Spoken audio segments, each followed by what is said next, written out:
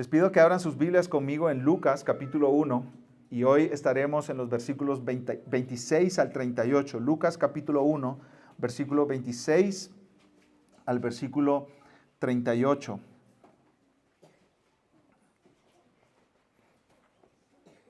Esta es la narración de la anunciación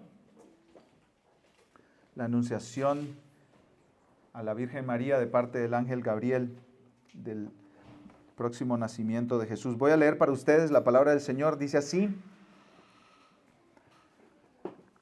Lucas 1:26. Al sexto mes, el ángel Gabriel fue enviado por Dios a una ciudad de Galilea llamada Nazaret, a una virgen comprometida para casarse con un hombre que se llamaba José, de los descendientes de David. Y el nombre de la virgen era María. Y entrando el ángel le dijo, salve, muy favorecida, el Señor está contigo. Bendita eres tú entre las mujeres.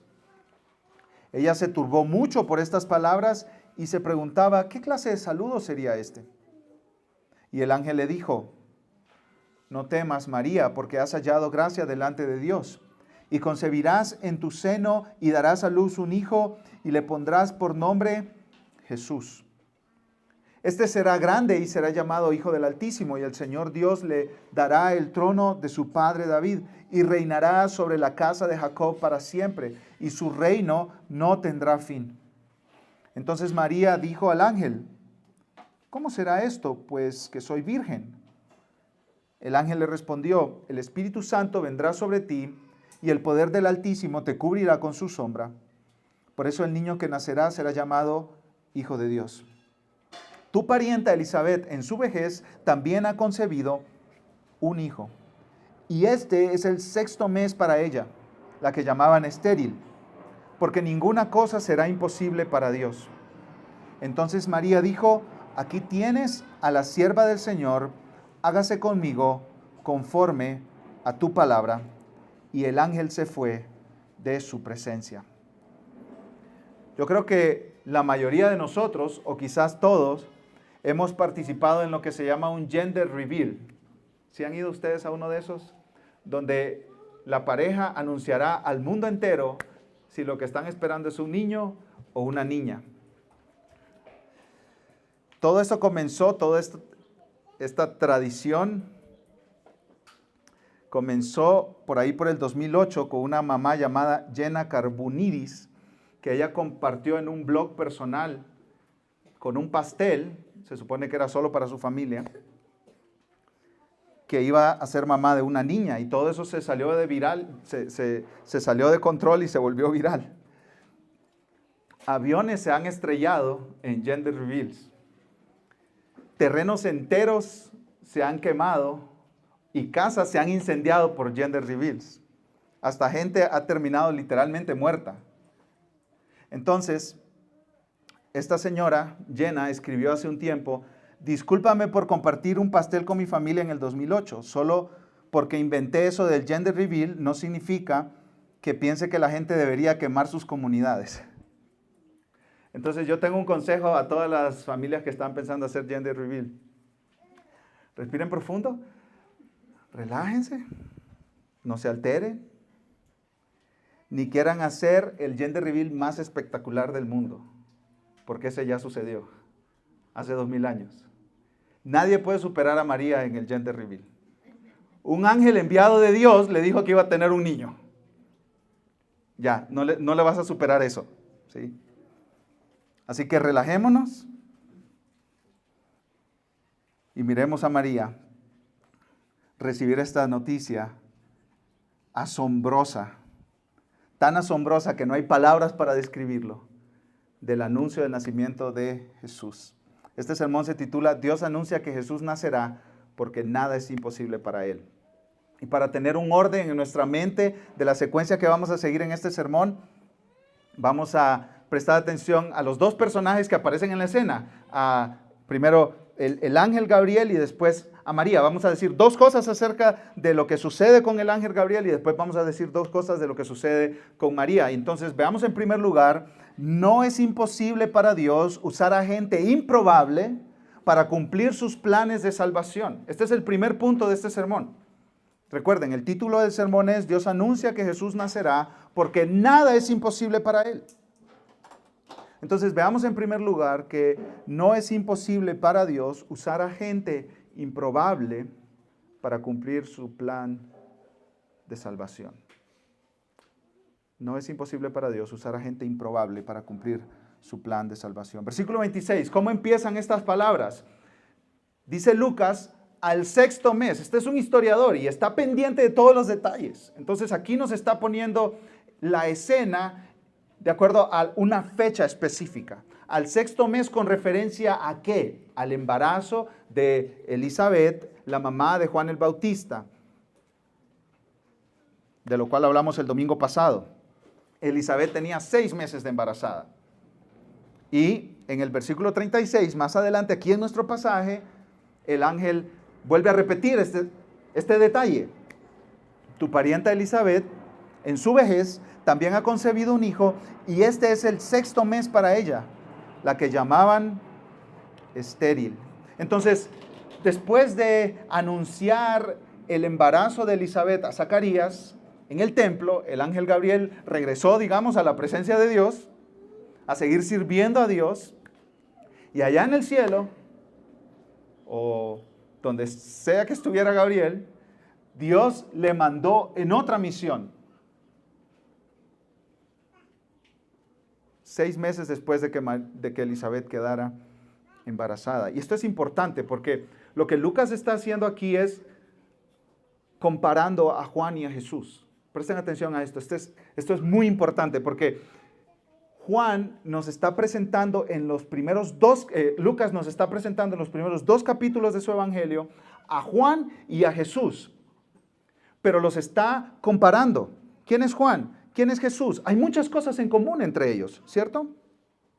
Y Lucas coloca estas 2 historias lado a lado para que tú puedas ver las similitudes. Ambos nacieron de madres piadosas. Ambos nacieron por una obra sobrenatural de Dios. Elizabeth era estéril, pudo concebir hijos. María no estaba casada, concibió sobrenaturalmente sin la manera natural de concebir hijos en este mundo.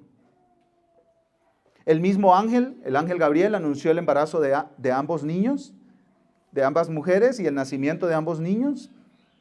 Ambos anuncios incluyeron la frase no temas, no temas. Ambos anuncios llevaban también incluido el nombre del niño y la manera del nacimiento. Tanto Zacarías, que recibió la revelación para el embarazo de Elizabeth, como María, hicieron preguntas al ángel que daba el anuncio. Y ambos también recibieron señales de confirmación. A Zacarías, tú te quedas mudo. Y a María, Elizabeth está embarazada. Y lo que está haciendo Lucas es poniendo lado a lado a Juan y a Jesús, pero también no nos presenta solo las similitudes, sino las diferencias radicales que hay entre estos 2 niños. La madre de Juan era estéril, pero estaba casada. En otras palabras, al final de cuentas, Juan nació de un embarazo milagroso, sí, pero natural, a través de la relación de un hombre y una mujer. La madre de Jesús no estaba casada, era virgen y quedó embarazada. Eso es superior, por supuesto, al nacimiento de Juan el Bautista. Juan sería un profeta. Jesús es un mejor profeta, pero no solo eso, Él es rey del universo, como le veremos en un momento. Se dice de Juan que él sería grande delante del Señor, pero se dice de Jesús que él sería grande, punto. Y esa referencia es referencia a Dios, al Señor, a Jehová del Antiguo Testamento. Juan se dice que estaría lleno del Espíritu, pero se dice que Jesús sería concebido por el Espíritu Santo, sin ayuda de ningún hombre. Juan prepararía la venida para el Mesías, Dios hecho carne, pero Jesús es el Mesías, Dios hecho carne. Entonces, ¿cuál es el punto? Lucas le está preguntando a Teófilo, el lector original, a sus lectores del primer siglo y a nosotros hoy, ¿quién es superior? ¿Juan o Jesús? ¿Y cuál es la respuesta? Infinitamente Jesús es superior a Juan. Jesús es un mejor profeta, Jesús es un mejor sacerdote y Jesús es el rey. Entonces, al sexto mes, el ángel Gabriel fue enviado por Dios a una ciudad de Galilea llamada Nazaret. Esto es sorprendente. El mensajero de Dios es enviado por Dios a Nazaret. Imagínense en el cielo y Dios diciéndole a Gabriel, Gabriel, uno de los ángeles más poderosos que hay, vas a ir a dar un anuncio especial. ¿Dónde, Señor? A Nazaret. ¿Dónde queda eso, Señor? Era un pueblito que tenía quizás unos cuantos cientos de personas. Algunos comentaristas dicen decenas de personas. En medio de la nada. En el Evangelio de Juan le dicen a Natanael, vente, encontramos al Mesías, al Hijo de Dios, al Rey prometido. ¿Y qué dice Natanael? ¿De dónde es? De Nazaret. ¿De Nazaret puede venir algo bueno? ¿De verdad? Seguro que si hubieran tenido Google Maps, no aparecía en Google Maps. Tenías que llegar ahí preguntando a los que conocían la zona. Nazaret estaba a unos 70 kilómetros al norte de Jerusalén. Y dice un comentarista, Darrell Bock, es posible que se mencione la región, una ciudad de Galilea, porque Nazaret era un pueblo muy pequeño y quizás los lectores de Lucas no conocieran ni siquiera la ubicación general donde estaba Nazaret. Entonces por eso Lucas tiene que decir, en la región de Galilea, para que los lectores dicen, ya sé dónde queda, más o menos eso. ¿Sí? Es como cuando tú estás hablando con alguien, con un conocido, y te dice, yo soy de un pueblito, y te menciona el nombre del pueblito, y tu ratón está todo lo que da. ¿Dónde es eso? ¿Dónde es eso? ¿Dónde es eso? Y la persona te dice, oh sí, te mira la cara de confusión. Sí, es un rancho que está como a 2 horas al norte de Guadalajara. No, pues ya, se calmó el ratoncito. Es exactamente eso lo que está pasando aquí. ¿Qué es Nazaret? No es nada. ¿Dónde está Nazaret? ¿Quién sabe? Dice John MacArthur que Nazaret era una diminuta aldea tan desconocida e insignificante que ni siquiera se menciona en el Antiguo Testamento. No se menciona en el Talmud, las escrituras hebreas, ni en los escritos de un historiador llamado Josefo. La elección que Dios hiciera de Nazaret como el lugar de nacimiento de Jesús revela que Jesús es el Salvador del mundo, no de los poderosos y de la élite de una sola nación. Ahí llegó el ángel, no a los puestos de poder del primer siglo, no a las élites, no a los poderosos, no a los adinerados, a un pueblito que era nada en medio de la nada. No llegó a los centros culturales del momento, llegó a Nazaret. Llegó a Nazaret.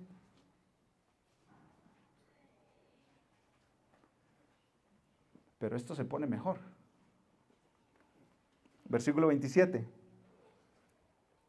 El ángel Gabriel llegó a una virgen comprometida para casarse con un hombre que se llamaba José, de los descendientes de David, y el nombre de la virgen era María. Cuando nosotros leemos comprometidos para casarse, nos imaginamos el anillo y nos imaginamos que ya están los wedding planners ahí a todo lo que da.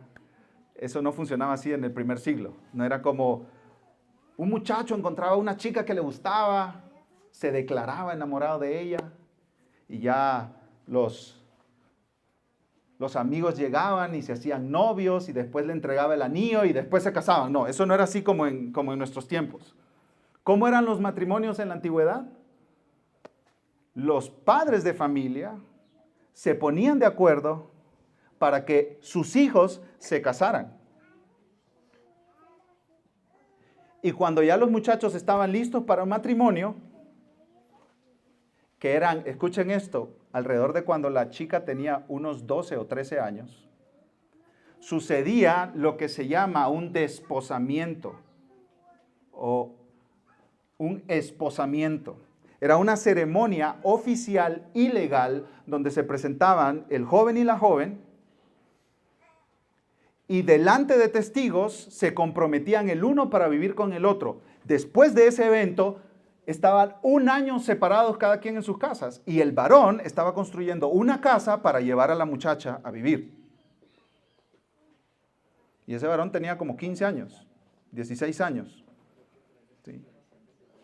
No estaban en PlayStation no, estaban construyendo una casa para llevar a su futura esposa.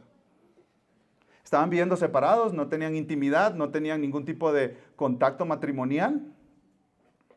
Y después de 1 año, entonces ya se realizaba la boda y se iban a vivir juntos a su casa. Ese era el proceso. Y María estaba en ese proceso. Los comentaristas dicen que tenía 12 años, 12 años y medio, 13 años. Lo más que leí por ahí fue 15 años. Ahora, mi hija tiene 9 y yo no espero que se ande casando en 3 años. Solo trata de captar el momento. ¿Sí? No es una 30 y algo de años. Es una jovencita, adolescente, quizá campesina, como la mayoría de la gente, incluso los más pobres, no sabía leer ni escribir. Era una sirvienta.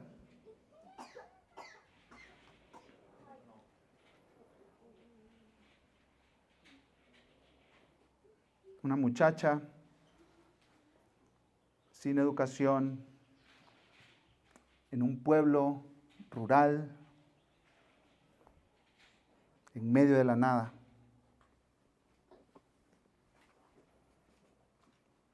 Y Gabriel va ahí, a ese pueblo, con esa chica, a darle un anuncio asombroso, que ella será la mamá del Rey del universo. Dice Philip Graham Ryken, que es un comentarista: dudo mucho que Gabriel hubiera podido encontrar a una persona más improbable en cualquier lugar de Israel. María estaba entre los de baja categoría. Como mucha gente en Israel, era una campesina pobre y sin educación que vivía en un pequeño pueblo rural lejos del centro de poder. María era también una mujer que estaba en una cultura que menospreciaba a las mujeres. Y a esa joven llegó el ángel Gabriel. A esa jovencita. Yo creo que ni a Chacha llegaba en Guadalajara.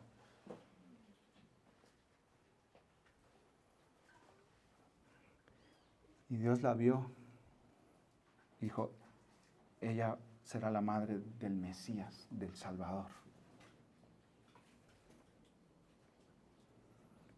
Martín Lutero dice, Dios bien podría haber ido a Jerusalén y elegido a la hija de Caifás, que era el sacerdote, el sumo sacerdote de aquel tiempo, un hombre multimillonario. Era hermosa, rica, vestidas con ropas bordadas en oro y atendida por una corte de doncellas, pero Dios prefirió a una joven pobre en un pueblo pequeño. El gran Dios del cielo envía el regalo de la salvación a los seres humanos en un paquete discreto y sin adornos.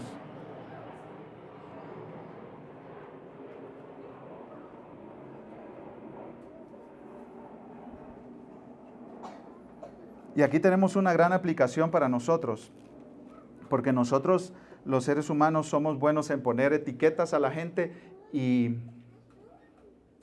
menospreciar a algunos por cómo se miran, por cómo se visten, por cuánto dinero tienen, en qué zona de la ciudad viven. Y Dios no. Dios no tiene esos asuntos. Dios no tiene esas tendencias de corazones pecaminosos como los nuestros. Un pastor y defensor de la fe llamado Francis Schaeffer predicó un sermón, el que se llamaba No hay gente pequeña. Y el punto principal de su sermón era el siguiente: a los ojos de Dios no hay gente pequeña. No hay gente insignificante, no hay gente olvidada, no hay gente despreciable. Gente por la que yo en mi estado pecaminoso del corazón no diera ni 10 pesos, para Dios son maravillosas personas.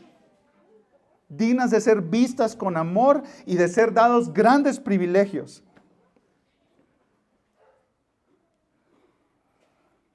Entonces, Dios nos está diciendo aquí una aplicación práctica para nosotros que estamos en el día a día de la vida, en nuestros trabajos, en nuestras comunidades. Determina nunca catalogar a alguien como gente pequeña, como gente insignificante, como gente menospreciable, como gente que no vale. C.S. Lewis escribió lo siguiente: no hay gente ordinaria, común, corriente. Nunca has hablado con un simple mortal. Las naciones, las culturas, las artes, la civilización son mortales y su vida es para la nuestra como la vida de un mosquito. Pero son inmortales con los que bromeamos, trabajamos, nos casamos, despreciamos y explotamos. Entonces, una aplicación de esta enseñanza bíblica, de la elección de Dios de María en Nazaret, es: adopta la visión de Dios. No menosprecies a nadie. No menosprecies a nadie. Miren lo que dice el versículo 28. Seguimos la narración ahí.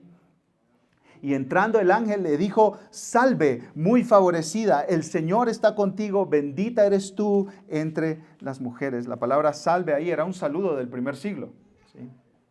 Que quiere decir alégrate o gózate.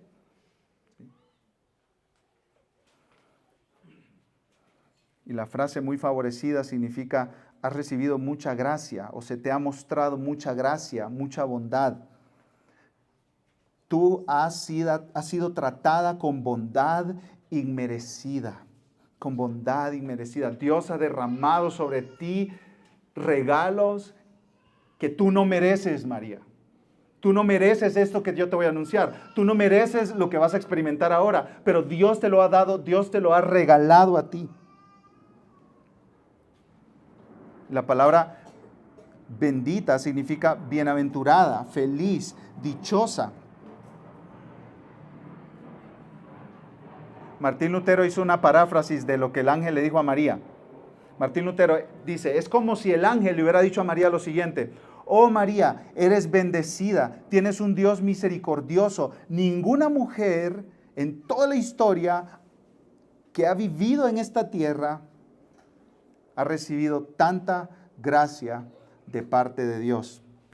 Y aquí nuestros amigos católicos romanos se equivocan, porque la famosa oración que se repite, llamada el Ave María, viene de este versículo, se saca de este versículo, exactamente. Y esa oración, una parte de esa oración dice: Dios te salve María, llena eres de gracia. Y la Iglesia Católica Romana dice que María es una fuente de gracia, que eso es lo que el ángel está diciendo. Tú tienes gracia en ti misma. Y lo que dice la Iglesia Católica Romana es que esa gracia María la comparte entonces con el pueblo de Dios. Pero aquí lo que el ángel está diciendo es todo lo contrario. María, se te ha dado gracia. Básicamente lo que el ángel está diciendo es: tú has recibido gracia. No es que tú tengas gracia para dar a todos.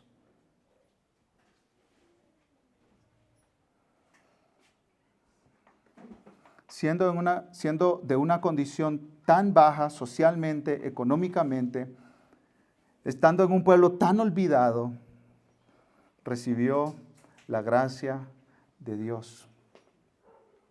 Su ejemplo demuestra que Dios muestra un favor inmerecido a los pecadores más bajos.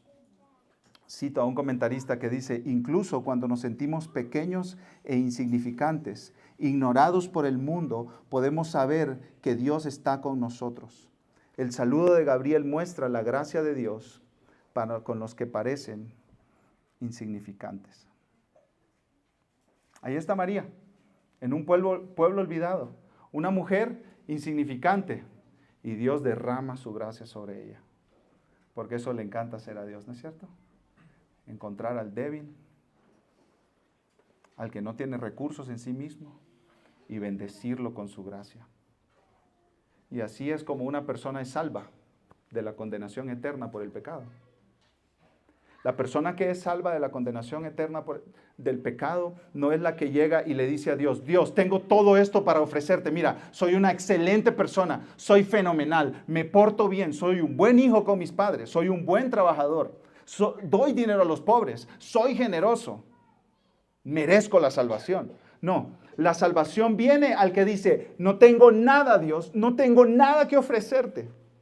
No tengo dinero que dar, no tengo recursos que dar, no tengo méritos que dar, no tengo piedad que dar, no tengo bondad que dar. Soy yo y mi pecado, necesito que tú me salves. Es como un mendigo que llega en la calle y te estira la mano y te está diciendo, no tengo nada. Dame, tú sí tienes. Y esa persona es la que recibe la salvación. Por eso Jesús en las bienaventuranzas, en Mateo capítulo 5, dijo, bienaventurados los pobres. ¿Los pobres económicamente? No. Los pobres en espíritu. ¿Cómo así? ¿Cómo así los pobres en espíritu? Los que dicen, yo estoy en bancarrota delante de Dios. Yo estoy en bancarrota. No tengo nada, no tengo dinero en mi cuenta, más bien tengo deuda en mi cuenta. Estoy en bancarrota, pero Dios es el más rico y generoso y su gracia es abundante. Así que yo estiro mis manos y digo, yo soy pobre, Dios, sálvame. Recibo el regalo de la salvación. Recibo el regalo de tu gracia. Recibo el regalo de tu perdón. No me lo merezco, no me lo puedo ganar, pero tú has prometido que quien estira la mano, quien cree, tú le das el regalo. Entonces tú, para ser salvo, primero tienes que reconocer que estás en bancarrota, que no tienes nada que dar y nada que ofrecer a Dios. Y si llegas así a Dios, Él te perdona y te hace parte de su familia. No por tus méritos, sino por lo que Cristo hizo por ti en la cruz. ¿Cómo reaccionó María a esta noticia, a este saludo del ángel? Versículo 29. Ella se turbó mucho por estas palabras. Y se preguntaba, ¿qué clase de saludo sería este? Este es como un contraste con Zacarías. Zacarías le dio el gran susto cuando vio el ángel en el templo por el ángel.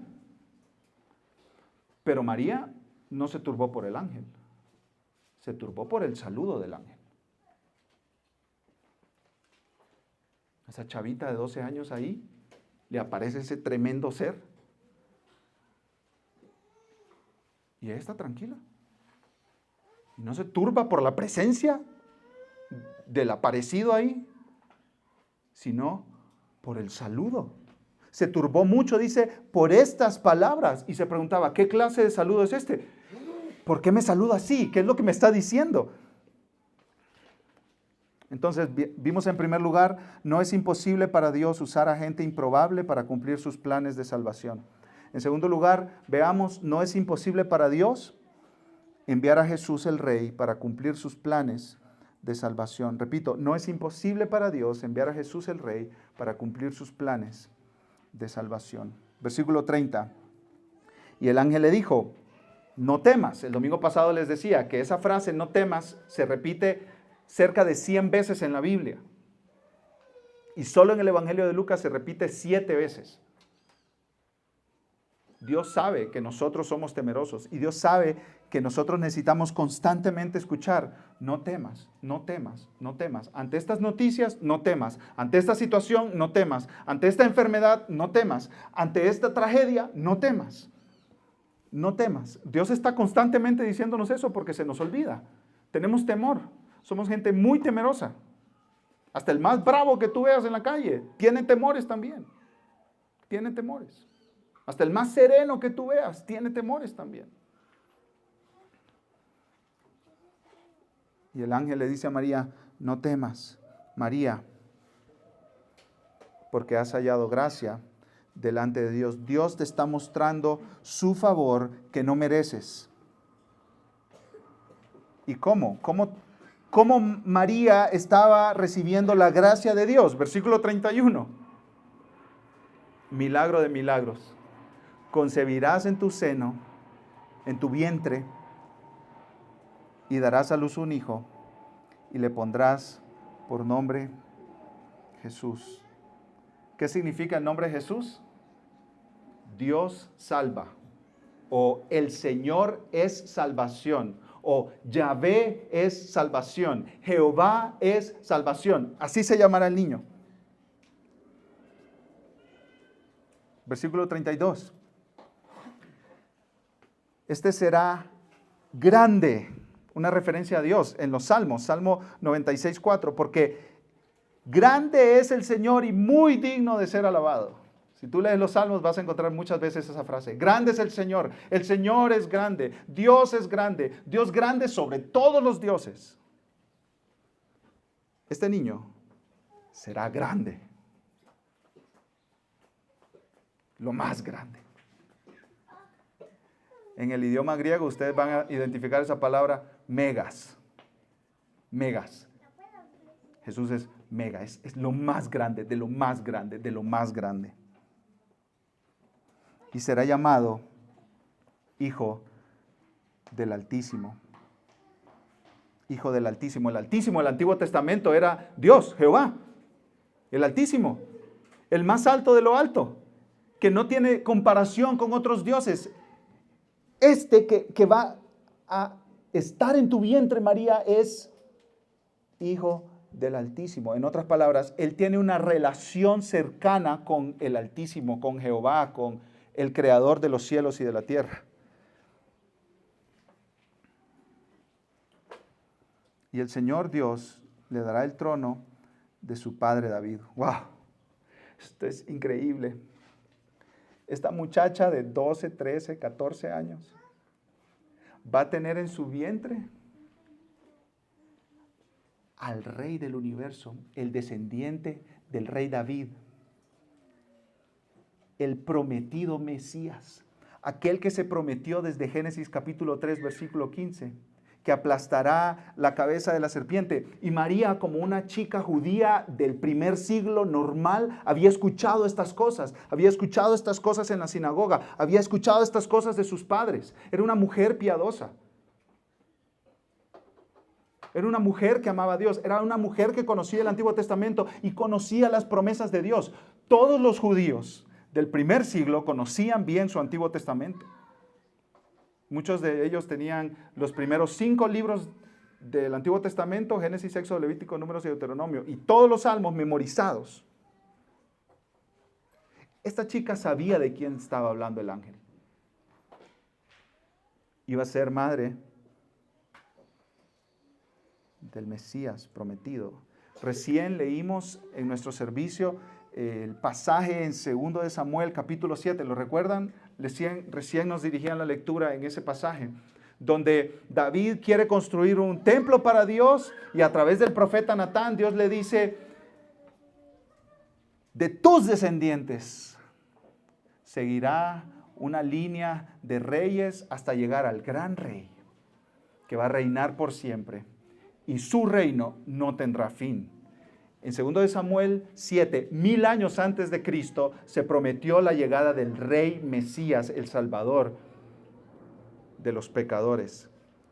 Y aquí María está escuchando del ángel que ese niño de la promesa iba a estar en su vientre.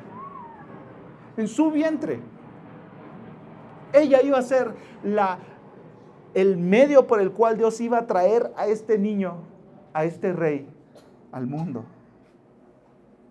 El Señor Dios le dará el trono de su padre David y reinará sobre la casa de Jacob para siempre y su reino no tendrá fin. No tendrá fin. El Rey del universo en el vientre de esa joven en Nazaret. El que fue prometido a Abraham, el que fue prometido a David, el que fue prometido en el nuevo pacto a través de Jeremías y Ezequiel, ese va a estar ahí en el vientre de María. Y aquí tenemos una aplicación nosotros. Jesucristo es el Rey. Jesucristo es el Rey. Ese fue el primer mensaje que proclamó Jesús y proclamaron los discípulos de Jesús. ¿Recuerdan? Arrepiéntanse porque el reino de los cielos se ha acercado. En otras palabras, el Rey ya llegó. Arrepiéntanse de sus pecados. El Evangelio no está limitado al tema del perdón de pecados. El Evangelio no está limitado al tema del perdón de pecados. En otras palabras, Jesucristo es Salvador. ¿Estamos de acuerdo? Él es Salvador. Él salva pecadores. Pero Jesucristo no solo es Salvador. Él es Rey también. ¿Y qué hace un rey? Gobierna, manda, lidera. Tiene súbditos. En otras palabras, no podemos quedarnos en el Evangelio solo con Jesús es mi Salvador. Tenemos que ir también a la parte de Jesús es mi Rey. Y Jesús es Rey sobre toda la vida. Muchas veces nosotros hacemos una diferencia entre el domingo en el servicio de adoración a Dios y el resto de la semana. Y decimos, esto que hacemos el domingo y que hago, digamos, si es que me acuerdo en la mañana para leer la Biblia y orar, es espiritual, ¿cierto? Y todo lo demás es secular, es como del mundo, es mundano, ¿cierto?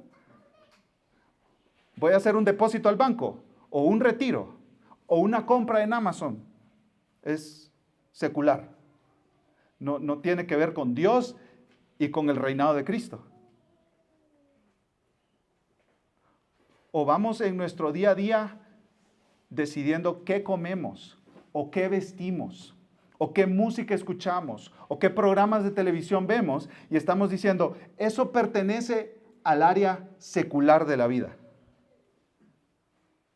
El domingo yo voy a cantar a Dios y adorarlo, y en las semanas, pues de vez en cuando tengo un tiempo de oración y de lectura, y eso es como de Dios, ¿no? Espiritual.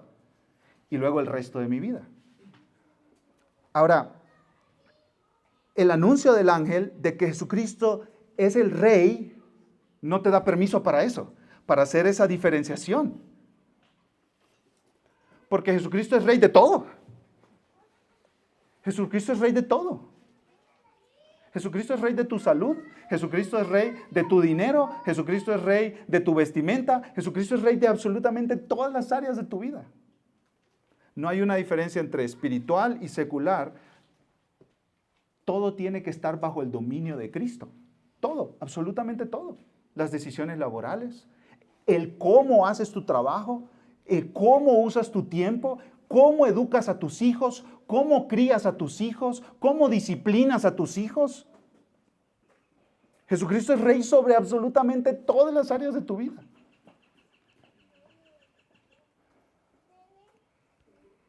Dice John Frame, un teólogo, que las palabras de que Jesús es Rey es casi político en su fuerza. Para los romanos, dice él, el Evangelio o las buenas noticias era que un nuevo emperador había llegado al poder.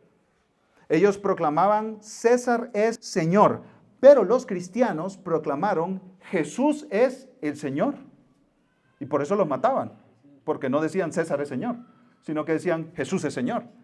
Y los cristianos del primer siglo decían Jesús es Señor de toda nuestra vida. De toda nuestra vida. En otras palabras, toda nuestra vida está rendida a Dios. ¿Quiero saber cómo criar a mis hijos? Le pregunto a Dios. Al Rey Jesús. ¿Quiero saber cómo manejar mi dinero? Le pregunto al Rey Jesús. Porque Él es el Rey de todas las áreas de nuestra vida. Sigue diciendo John Frame, nunca olvides que Jesús es el Señor y Rey de todo y no aceptará ninguna posición inferior. Él exige que hagamos todo para su gloria, todo de acuerdo a su voluntad. Podemos decir que su evangelio contiene ley, pero escuchen, estas son las buenas noticias. Pero el servicio a este Rey es una maravillosa libertad. Confiar en este Rey es confiar en un sacerdote que nos da el completo perdón de Dios e intercede constantemente por nosotros. Y confiar en este Rey es confiar en un profeta cuya palabra es completamente verdadera y digna de confianza. En otras palabras, el Rey Jesús no solo te está diciendo sométete a mí, sino que te está diciendo sométete a mí, porque yo, el Rey, morí por ti en la cruz. Di mi vida por ti. Te compré. Yo, el Rey, vine a servirte. Y ante ese Rey, ¿quién no se rinde? Si es un Rey que te ama, es un Rey que quiere tu bien, es un Rey que quiere verte prosperando, es un Rey que busca en todo tu felicidad. ¿Quién no se quiere someter a ese Rey? ¿Quién no se quiere someter a ese Rey? A muchos políticos que tú no te someterías a ellos. Si te dieran la opción, no te someterías a ellos. Hay muchas leyes del gobierno que tú no te someterías a ellas si te dieran la opción. Quizás leyes que buscan más el beneficio de la clase política que el bien del pueblo, ¿cierto? Pero con Jesucristo no es así. Porque sus leyes, sus palabras, sus órdenes son por amor a ti. Y tú me dices, ¿cómo lo sabes, Daniel? Mira la cruz. En la cruz, tu Rey estaba siendo crucificado por tu salvación. ¿Qué rey hace eso? ¿Qué gobernante hace eso? ¿Qué político hace eso? Que diga, yo voy a morir por mi pueblo. ¿Quién? ¿Dónde? En la cruz, Jesús murió por los suyos. Y la respuesta normal, natural, tiene que ser que nosotros vayamos a Él y le digamos, Jesús, me someto a ti, soy tuyo. Tú me amas tanto que jamás me pedirías hacer algo para mi mal. Entonces vimos en primer lugar, no es imposible para Dios usar a gente improbable para cumplir sus planes de salvación. En segundo lugar, no es imposible para Dios enviar a Jesús el Rey para cumplir sus planes de salvación. Veamos en tercer lugar, no es imposible para Dios usar medios sobrenaturales para cumplir sus planes de salvación. Versículo 34. Entonces María dijo al ángel, ¿cómo será esto? Puesto que soy virgen. ¿Cómo? ¿Será que me tengo que casar con José y de nuestra unión va a salir el hijo? ¿Cómo funciona esto? ¿Me pudieras dar un poco más de información? Sí. En el pasaje que tocamos el domingo pasado, Zacarías le dice al ángel Gabriel, cuando el ángel Gabriel le dice, tu esposa va a tener un hijo, aunque ya son ancianos y estériles, Zacarías no le creyó al ángel y le dijo, ¿cómo podré saber esto? Porque yo soy anciano y mi mujer es de edad avanzada. En otras palabras, dame una señal porque no te creo. Pero ese no es el punto de María aquí, en esta narración. María lo que le está diciendo al ángel es, ¿me puedes explicar el proceso?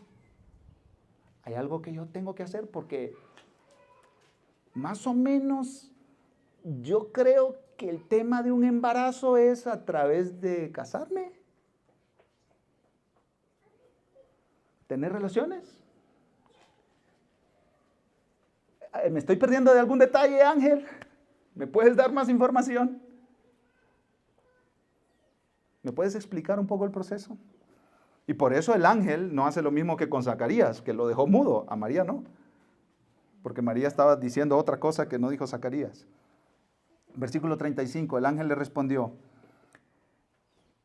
el Espíritu Santo vendrá sobre ti y el poder del Altísimo te cubrirá con su sombra. Por eso el niño que nacerá será llamado Hijo de Dios. Wow. Este es uno de los misterios del cristianismo. Dios hecho hombre. Dios encarnado por el poder del Espíritu Santo. En Génesis 1, versículo 1 y 2 dice, en el principio Dios creó los cielos y la tierra estaba sin orden y vacía y las tinieblas cubrían la superficie del abismo y el Espíritu de Dios se movía sobre la superficie de las aguas. La terminología que usa Lucas da a entender que así como el Espíritu Santo fue el agente creador en el principio, así el Espíritu Santo sería el agente creador de este niño en el vientre de María. Lo cual nos dice que ese niño que nacería del vientre de María no estaba contaminado con el pecado original humano, porque era una obra sobrenatural del poder del Espíritu Santo. Del poder del Espíritu Santo. Yo quiero hacer lectura a 3 declaraciones de fe muy importantes para nosotros los cristianos. Y el primero es el credo apostólico o credo de los apóstoles. Dice, creo en Dios Padre Todopoderoso, Creador del cielo y de la tierra, y en Jesucristo, su Hijo unigénito, Señor nuestro, que fue concebido por el Espíritu Santo, y después añade la frase, nació de la Virgen María. Y les animo a que sigan leyendo el credo de los apóstoles en sus casas. El ministerio Ligonier tiene todos los credos y las confesiones más importantes de la historia de la iglesia en su página web. Estas son cosas que nosotros los creyentes debemos de creer. El credo de Nicea o el credo niceno dice, creemos en un solo Dios, Padre Todopoderoso, Creador del cielo y de la tierra, de todo lo visible e invisible. Creemos en un solo Señor Jesucristo, el unigénito Hijo de Dios, engendrado del Padre antes de todos los siglos. Escuchen esto, Jesucristo es Dios de Dios, luz de luz, verdadero Dios de Dios verdadero, engendrado, no creado, de la misma naturaleza del Padre y por quien todo fue hecho, quien por nosotros los hombres y por nuestra salvación bajó del cielo, y el Espíritu Santo fue encarnado en María la Virgen y fue hecho hombre. Y pueden seguir leyendo el credo niceno. Otra declaración de fe que la tenemos que tener al dedillo nosotros. Esto es lo que se ha creído en toda la historia de la iglesia fiel al Evangelio. Voy a leer la declaración de fe bautista de 1689. El Hijo de Dios, la segunda persona de la Santa Trinidad, siendo verdadero y eterno, el resplandor de la gloria del Padre, de una misma sustancia e igual con aquel que hizo el mundo, quien sostiene y gobierna todas las cosas que hizo, llegado el cumplimiento del tiempo, tomó sobre sí la naturaleza humana, con todas las propiedades esenciales y las debilidades comunes a la misma, pero sin pecado, siendo concebido por el Espíritu Santo en el vientre de la Virgen María. Al venir el Espíritu Santo sobre ella y cubrirla con el poder del Altísimo. Y de esta manera fue hecho de una mujer de la tribu de Judá, de la simiente de Abraham y de David, según las Escrituras.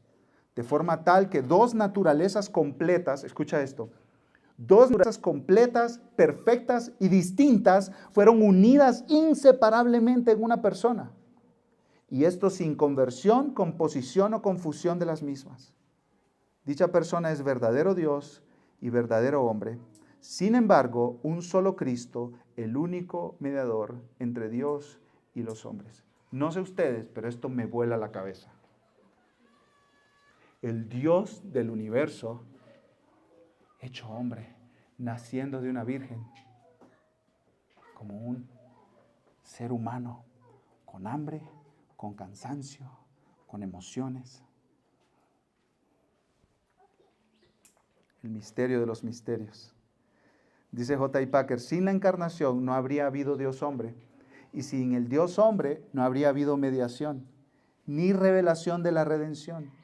La encarnación del Hijo era pues parte esencial del plan de salvación de Dios, y la gloria de la persona única de Cristo debe considerarse un aspecto de la gloria del mismo Evangelio. Esto es lo que se llama el nacimiento virginal de Cristo. Tenía que ser Dios y tenía que ser hombre. Dios hombre para reconciliar a los hombres con Dios. Y esto se le está comunicando a una niña de 12, 13 años en Nazaret.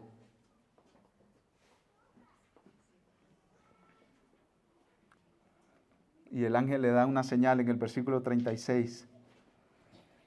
Tu parienta Elizabeth en su vejez también ha concebido un hijo, y este es el 6º mes para ella, la que llamaban estéril. Versículo 37. ¿Cómo es esto posible? ¿Cómo? Porque ninguna cosa será imposible para Dios. No es imposible escoger a una joven pobre en un pueblo olvidado. No es imposible enviar a Jesús, el Rey del universo. No es imposible hacerlo de una forma sobrenatural por el poder del Espíritu en el vientre de una virgen, porque nada es imposible para Dios. Ahora, muchas personas toman nada es imposible para Dios como diciendo, nada es imposible para Dios, pues Dios, resuélveme mi problema. Me detectaron esta enfermedad y resuélvela al menos. Resuélvemela. Porque nada es imposible para ti. Pero fíjense en el contexto en el que está esta frase. Porque ninguna cosa será imposible para Dios. Para cumplir sus buenos propósitos de salvar a su pueblo. Qué maravilloso. No es para cumplirte todos tus deseos, no es para cumplirte todos tus caprichos incluso, es para cumplir sus buenos propósitos de salvar a su pueblo. Y si esa enfermedad que tú tienes es necesaria para que Dios cumpla sus buenos propósitos para salvar a su pueblo, te sostendrá en medio de esa enfermedad. Y ahí aplica, porque nada es imposible para Dios. No es imposible para Él sostenerte en medio de la enfermedad. No es imposible para Él guardarte en medio de la tribulación. No es imposible para Él darte paz en medio de una tragedia. Esa frase no significa que todos tus problemas se van a solucionar en esta vida. Esa frase significa que el Dios que quiere salvar a su pueblo no tiene ningún obstáculo para salvar a su pueblo. Eso significa esa frase. Que quede embarazada una virgen sin haber conocido varón, eso no es imposible para Dios, porque eso era necesario para salvar a su pueblo. Porque nada es imposible para Dios. Dios salvará a su pueblo y Él no tiene obstáculos para salvar a su pueblo. Y veamos en cuarto y último lugar, no es imposible para Dios hacer que sus siervos confíen en Él para cumplir sus planes de salvación. No es imposible para Dios hacer que sus siervos confíen en Él para cumplir sus planes de salvación. ¿Cómo va a responder esta joven? ¿Cómo va a responder María? Ahí hay un problema grande, ¿eh? Ahí hay un problema grandísimo con María. Porque va a quedar embarazada sin estar casada. Y como dicen por ahí, pueblo chico, infierno grande. Si es un pueblo chiquito, la gente va a empezar a ver el vientre de María creciendo y todavía está desposada. No se ha completado la ceremonia de bodas. No han tenido su noche de bodas. Esto suena raro. Entonces, ¿qué estaba en juego para María? Su reputación, pero también su matrimonio. Si ustedes leen en el Evangelio de Mateo, dice que José, cuando se dio cuenta, quería darle cartas de divorcio. Imagínense la escena. María diciéndole a José, José, ¿podemos hablar? Tengo algo que decirte. Te miro preocupada, María. ¿Qué pasa? Es que un ángel se me apareció.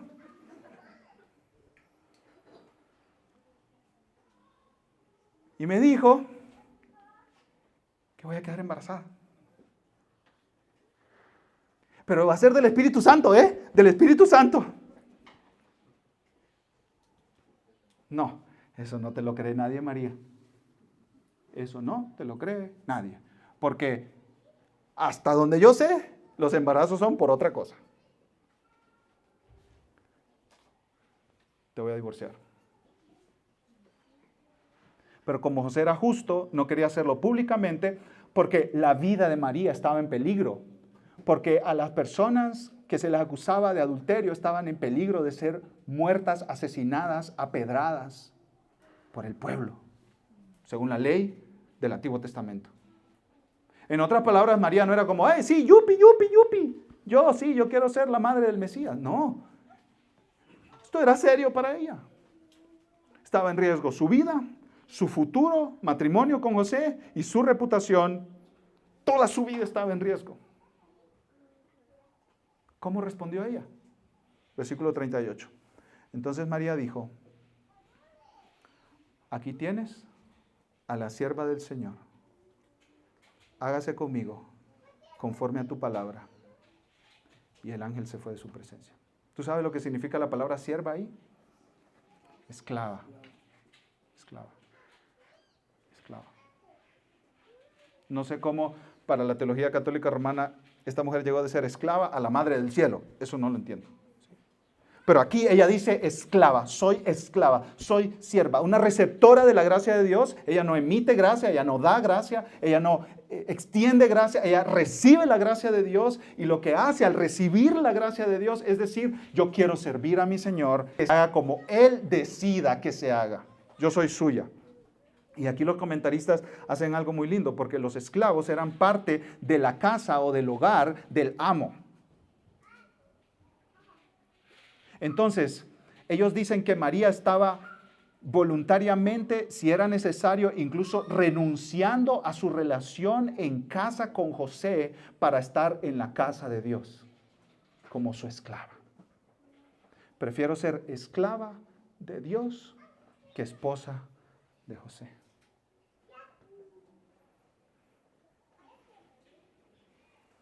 Me doy por completo a mi Señor. Me doy por completo a mi Dios. Y después, si nosotros seguimos leyendo el Nuevo Testamento, a Jesús lo acusaron de ser un hijo de adulterio. ¿Lo recuerdan? Juan 8:41, los dirigentes judíos dijeron con desprecio a Jesús, nosotros sabemos que tú naciste de fornicación. Le investigaron hasta el último detalle de su vida. Se fueron a entrevistar a todos los conocidos de María y de José en el pueblo. Porque odiaban a Jesús y querían destruirlo.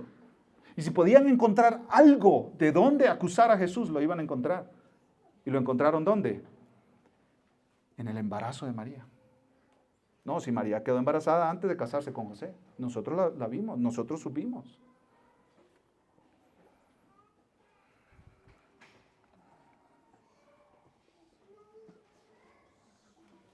Esta es una respuesta de total confianza.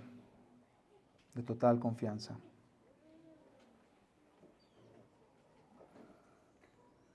María confió en Dios, su relación con José, su reputación en la ciudad, su sufrimiento físico y la angustia de su alma. Dice un comentarista, por la gracia de Dios, por medio de la fe en Cristo y por la obra de su Espíritu Santo, somos capaces de decir lo que dijo María. Señor, hazlo a tu manera, no la mía. Estoy dispuesta a hacer tu voluntad.